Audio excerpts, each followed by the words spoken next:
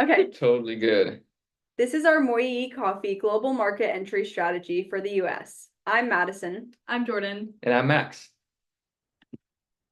So starting off with our market overview for the US, starting off with our target market, we would like to target Gen Z and millennials. These are the people who really value ethical and sustainable coffee buying, and these are the consumers who also value premium coffee, which is what Moyee is all about. And then some consumer insight is that consumers want to buy products that match with their ethics, and these consumers are willing to pay a premium price for these ethically sourced products, often above 25% of regular prices. And then moving on to the Moyee overview. So what Moyee is all about is that they are a fair trade coffee brand where they have equal partners with their supply chain and where they source their coffee. So they have this 50-50 model where 50% of the profits go to their supply countries like Ethiopia, where most other big corporations only give about 10% of their profits. So this is a much more fair way to distribute the wealth, and profits are more equally shared amongst the import and exporter. And then what Moye's big thing is they have the blockchain transparency, where they show the exact efforts made that they show the exact efforts they made to improve supply chain wealth distribution. So this means you can scan like a QR code or something like that and see exactly how much money and where their funds are going to support the Ethiopian farmers, and address their needs and try to help them get out of poverty.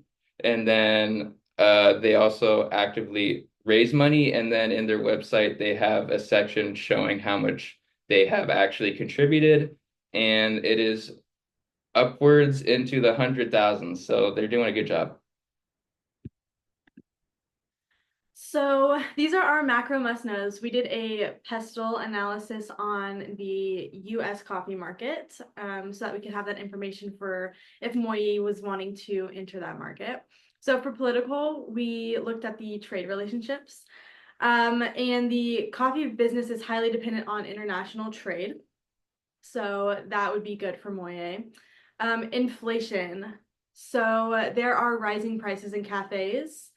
And this has led to consumers wanting to make their coffee at home rather than going out to buy a coffee. So for social, we looked at health consciousness. So coffee has a lot of caffeine and consumers are wanting more decaf options. And they also want it to be ethically sourced. So there's been a rise in sustainability practices, and everyone is kind of looking for that in their products. Technological, it's been like a trend to have coffee machines, your own coffee machine at home, rather than going to cafes. So they want to drink their coffee at home while still having that like cafe style. For environmental, we looked at sustainable sourcing. So they want ethically sourced coffee, which again is a big plus for Moyee if they're wanting to enter this market. And then for legal, we do have food standards. So coffee falls under food and drink regulations. So if Moyee wants to enter this market, they have to make sure that they're following all the regulations. We also looked at a cage analysis and we compared the coffee market in Europe versus the US. So for cultural, Americans really value convenience, while Europeans value quality. So Americans want their coffee quickly. They don't really care about the quality. They just want it to be cheap and fast.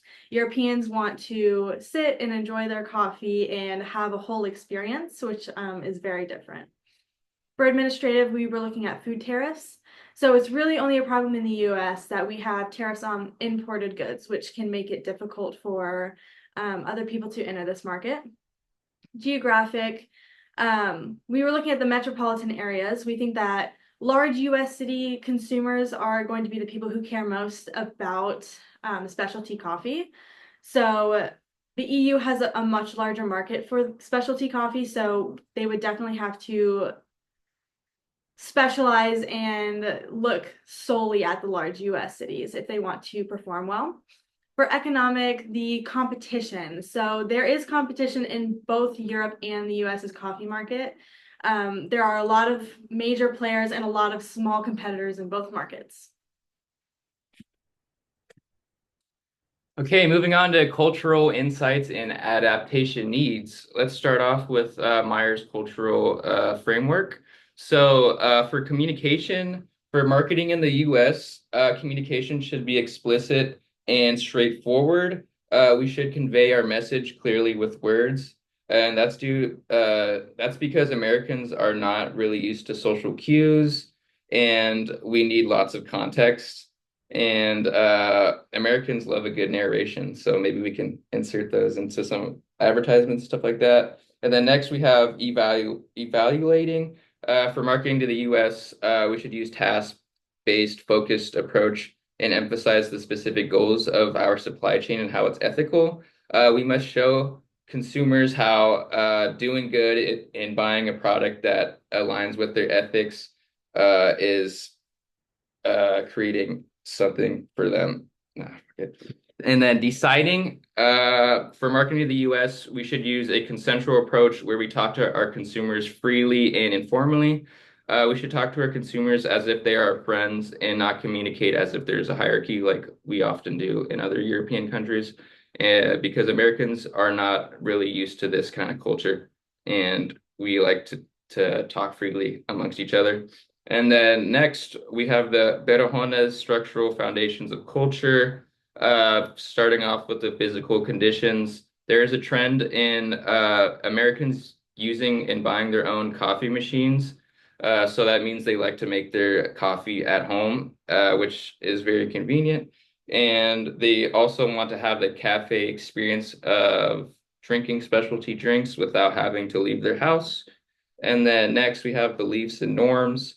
For marketing in the US, we must keep in mind the conditions of our American society. Americans favor convenience and individualism, and many US consumers prefer to make their coffee at home. We should focus on the DIY culture in the US when trying to sell our coffee beans. And then finally, we have cultural preferences and economic conditions. Many Americans, due to inflation, have less money to go out and spend money at cafes. So this is also a reason why we like to make coffee at home and do the DIY thing.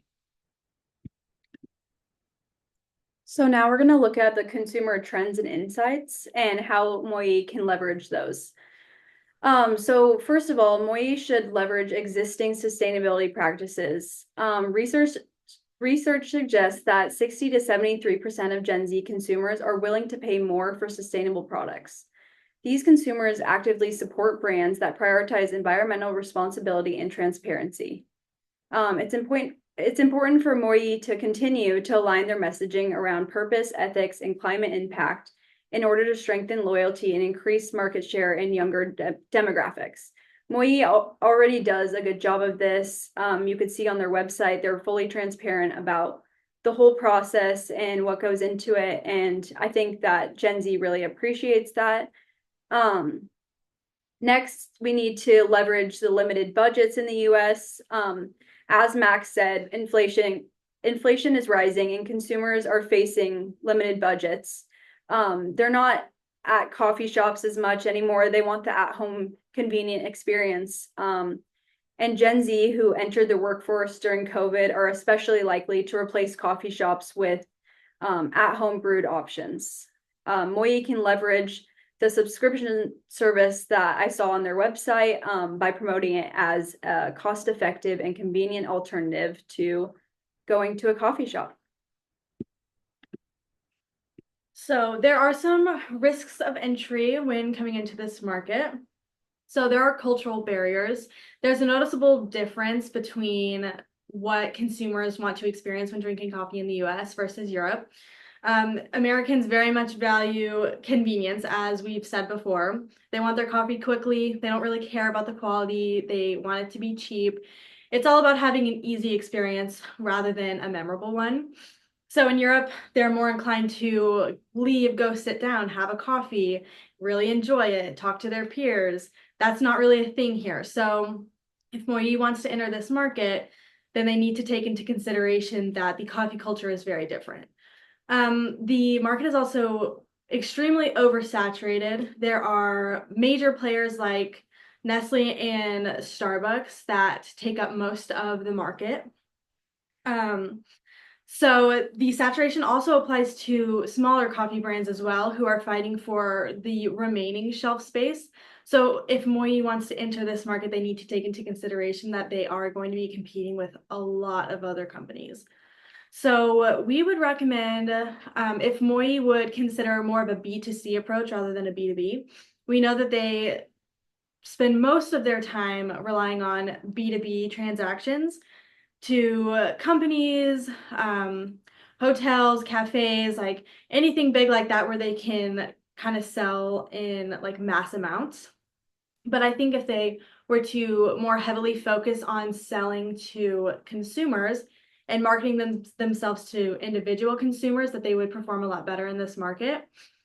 For instance, they could talk more about their sustainability and really emphasize that, and maybe become more active on social media and have a more clear message being sent out on social media that would catch the eye of the individual consumer. And then if they end up doing this, I think they would also benefit from implementing loyalty programs, which would help incentivize the US consumers to buy their coffee. I think that this would help with the convenience. People want, if they know they can get a free coffee every 8 times they buy a coffee, they would be more inclined to be loyal to that brand than another, which we see Starbucks do and many other large coffee brands. Thank you for your time. And this is our citation list.